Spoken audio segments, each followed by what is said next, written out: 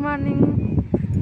पहा मी गावी आलेले माझ्या शेतामध्ये. तर खूप छान वाटतं शेतातलं वातावरण.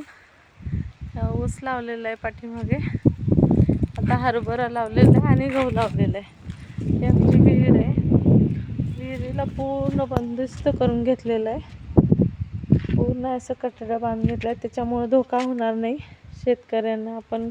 आपल्याला स्वतःला की फिरत असताना बघा पाणी खूप भरलेलं आहे शेत विहिरीमध्ये. आता अर्ध्याच्या वरती पूर्ण विहीर थोडंसंच कमी फुल भरलेले. तेव्हा साहेब आमचे तिकडे काम करतात. हरभरा आणि गहू लावलेलं आहे.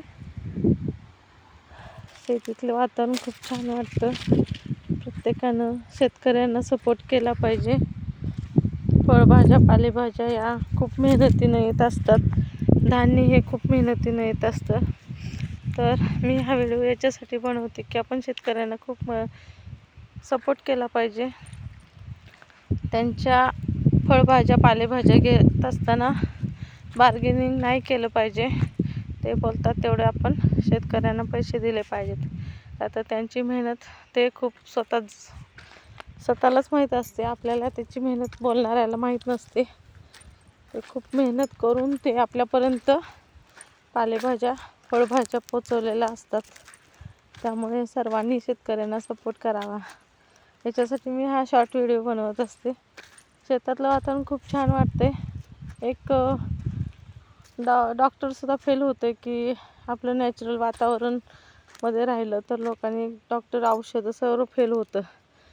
नॅचरलमध्ये जर कोरोनामध्ये लोकांनी शेतातल्या वातावरणात राहिले असते तर त्या इतके कवर झाले असते, इतकी दुनिया इतकी संख्या लोक गेली आपल्याला सोडून, तर हे लोक वाचले असते. पण तेवढं लोकांच्या डोक्यात आलेलं नाही की आपण खुल्या वातावरणात राहिलं असतं तर जगलो असतो.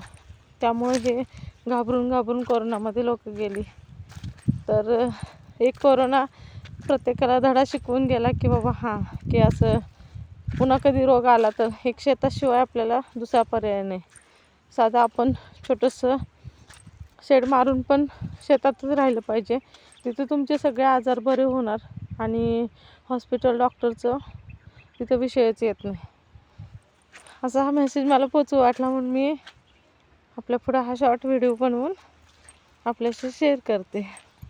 मला आवडतं, खूप छान वाटतं शेतातलं वातावरण वगैरे तुमच्याशी व्हिडिओ शेअर करण्यासाठी. म्हणून मी आज शॉर्ट व्हिडिओ बनवून टाकलेला आहे. हे आमच्या स्वतःच्या शेतात आलेले मी.